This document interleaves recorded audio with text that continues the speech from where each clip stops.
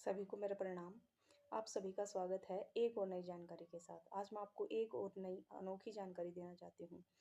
आप सोचते होंगे कि इस पूरी सृष्टि का, पूरे संसार का पालन-पोषण करने वाला कौन है? किसके ज़रिए पूरे संसार का पालन-पोषण होता है?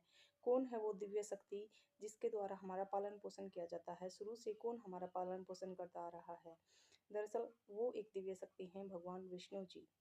भगवान विष्णु जी जो परम ब्रह्म के वास्तविक रूप, सच्चे रूप माने जाते हैं, उन्हीं का स्वरूप है, परम ब्रह्मा जी का ही स्वरूप है भगवान विष्णु जी। जब सृष्टि में कुछ भी नहीं था तो सबसे पहले भगवान विष्णु जी क्षीर सागर में शेषनाग की शैया पर योग निद्रा में लीन थे।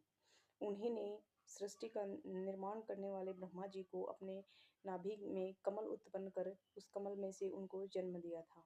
और भगवान विष्णु जी ही पूरी सृष्टि का पालन पोषण करते हैं। उनके बिना सृष्टि का पालन पोषण नहीं हो सकता।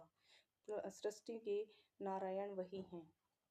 वही सभी जीवों के रखवाले हैं, सब कुछ उनकी रेख-देख में ही होता है।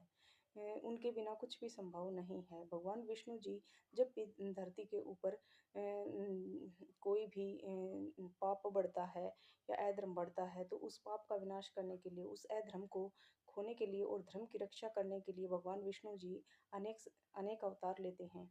ऐसा माना जाता है, पुराणों की कथा के अनुसार कि भगवान विष्णु जी अजन्मे हैं, वो अनंत हैं, उनका अंत कभी नहीं हो सकता। और वो एक अवतार के रूप में धरती के ऊपर आते हैं। जब-जब धरती पर पाप बढ़ता है, अधर्म बढ़ता है, तो उस अधर्म को खत्म करने के लिए भगवान विष्णु जी अवतार लेकर आते हैं और अधर्म से धर्म की रक्षा करते हैं। द्वापर युग में भगवान विष्णु जी ने श्री कृष्ण जी का अवतार लिया था। जब धरती पर पाप बढ़ता जा रहा था, तो उन्होंने धरती पर पाप को खत्म करने के लिए भगवान कृष्ण जी का अवतार लिया था। त्रेता युग में भगवान श्री राम का अवतार उन्होंने लिया था।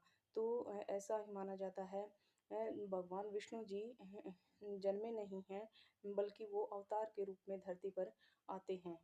तो अगर आपको मेरी ये जानकारी अच्छी लगती है, तो प्लीज़ लाइक ज़रूर कीजिए। धन्यवाद।